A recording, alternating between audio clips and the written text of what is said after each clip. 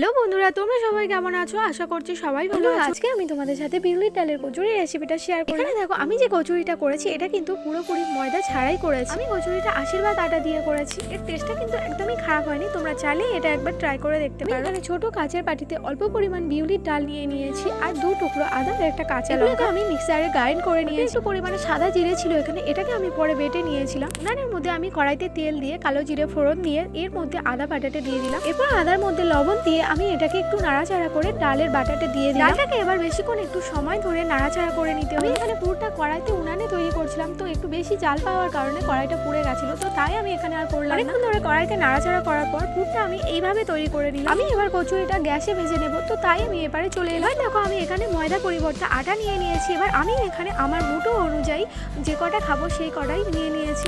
আমি আটাটাকে লেচি কেটে নিয়ে তারপরে গোল শেপ দিয়ে দিলাম। এরপর এক এক করে খড়ি তৈরি করে এর মধ্যে ডালের পুরগুলো সব কটাতে ভরে দিলাম। কচুরির মুখগুলো যাতে না খুলে যায় এইভাবে আমি এরকমই পাকিয়ে পাকিয়ে মুড়ে ভালো করে আবারই গোল করে ঘুরিয়ে নিলাম। এইভাবে মুড়ে পাকিয়ে গোল করার একটাই কারণ হলো যে বেলার সময় পুরগুলো ভেতর থেকে বাইরে বেরিয়ে আসবে। দেখো, আমার সব কটা লেচির মধ্যে পুরগুলো অ্যাড করা হয়ে গেছে। আমি এই যে পাথরের মধ্যে বেলবো, তো এই পাথরের মধ্যে আমি তেল মাখিয়ে নিয়েছি। আমি এখানে প্রথমে কয়েকটা লেচি আস্তে করে বেলে নিলাম। লেচিগুলোতে খুব জোরে জোরে চাপ দিয়ে বেলা হলে তাহলে পুরগুলো অনায়াসে বেরিয়ে আসবে, তাই এখানে আস্তে আস্তে করেই বেলতে হবে। আমার এখানে বেলা হয়ে যাওয়ার পর আমি এখানে এবার একটা একটা করে ছাড়তে থাকবো। এখানে দেখো, কচুরিগুলোকে কিন্তু আমি খুব ভালোভাবে ফুলকো করে ফোলাতে পারছিলাম। আমি জানি না কচুরিগুলো কেন এমনটা হচ্ছে, ফুলছে না। আমার খুবই রাগ হচ্ছিল, কেননা আমি আগে অনেকবার করেছি, এগুলো তখন খুব সুন্দরভাবে ফুলেছিল। যাই হোক, এখানে আমি এক এক করে সবগুলো কচুরি ভেজে নিলাম। তবে এগুলো খুব ভালোভাবে না ফুললেও একটু একটু করে হালকা মাঝারি করে ফুলছিল। বন্ধুরা, এখানে আমার সবগুলো কচুরি মোটামুটি ভাজা হয়ে গেছে। দেখো, আমি তোমাদেরকে দেখে দিচ্ছি কচুরিগুলো খুব সুন্দরভাবে না ফুললেও আটার